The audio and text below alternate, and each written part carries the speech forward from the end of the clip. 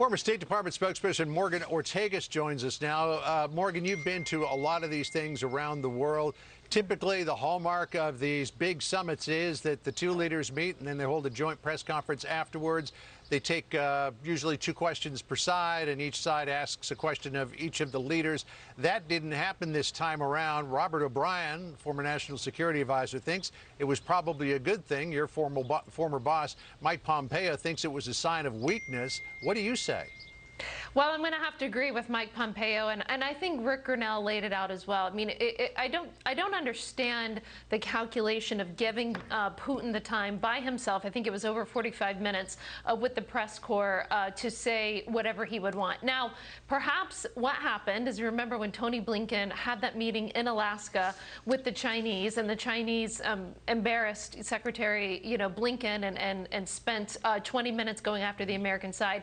Perhaps they were worried that an incident like that may happen with Putin, but the problem is whenever you don't have them standing side by side, then you don't have the ability to fact check and to correct in real time. And we all know. I mean, listen, I think everyone said this on your show today, that Putin lies and blusters, and we all know what to expect. But I think it's important to correct that in real time. I'm just starting to look at some of the headlines that are coming from this summit as Air Force One is about to depart there in Geneva. The president just got on board.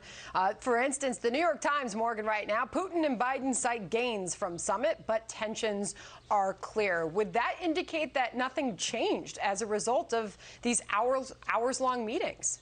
I actually think Dana Perino said it best. I think it was yesterday or the day before on Fox. Dana said, and certainly we've both been press secretaries, so we understand this dynamic, and I concur with her. I never understood why we called this a summit in the first place. As Senator Cotton just pointed out, why they're meeting on ground neutral territory. Listen, it is important for these two leaders to meet. As President Trump's national security team pointed out about 4 years ago, we are in an area of geopolitical competition between the United States, China, and Russia. So these leaders are going to have to meet. But this is a moment in time where both leaders are sizing each other up. And I think Putin is really trying to figure out, is this the same Joe Biden that he's met with for most of both his and Joe Biden's career? Remember that all of the people that were in the room today, from Secretary Blinken to President Biden to Victoria Nuland down, all of these people were officials in the Obama-Biden administration just 4 years ago. And for 8 years, you had a group of people who were incredibly dovish as it relates to Russia, a group of people that stood by and watched Putin invade Crimea and effectively did nothing about it. And it was an administration that was characterized by very tough language, by very strong words, but very little action. So my guess is that Putin and his team are trying to figure out, are they going to behave the same way that they did 4 years ago, which is that they're going to lecture me publicly and they're going to wag their fingers at me publicly, but I'm going to be able to get away with what I want to behind the scenes. There was one other point that I would just bring up that I thought was an incredibly important point of the conversation today, and I actually applaud President Biden and his team. And when he talked about the 16 different infrastructure targets that would be off limits in cyber warfare, that's getting a little bit of criticism on Twitter, but I think one of the most important discussions we can have right now is about proportionality as it relates to cyber warfare. We know, Sandra, John, what will happen if Russia sent a nuclear weapon or some other weapon towards us.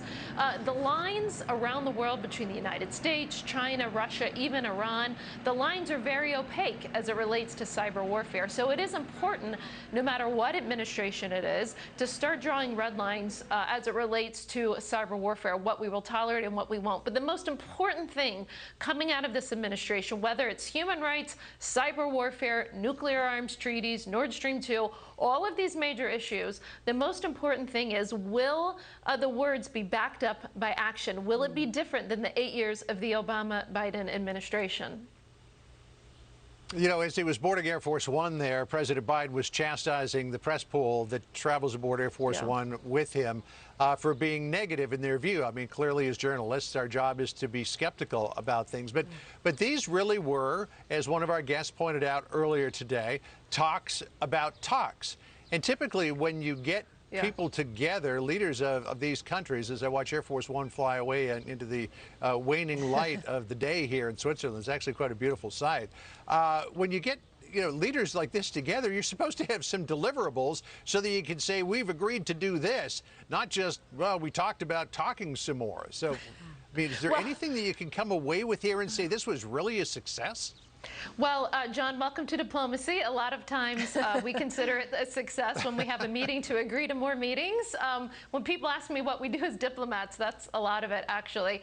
The statement, I thought the statement that they both signed on to, which was supposed to be reminiscent of the Reagan era as it relates to nuclear weapons, Putin doesn't believe a word of that, what he signed.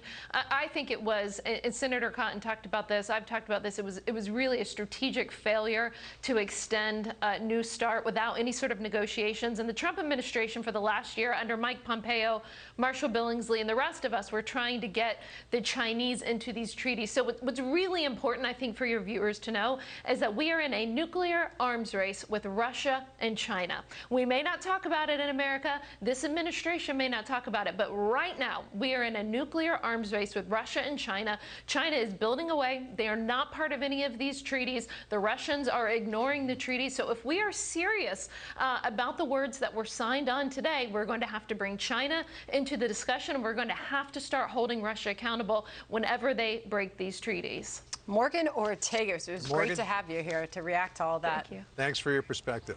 Thanks, guys.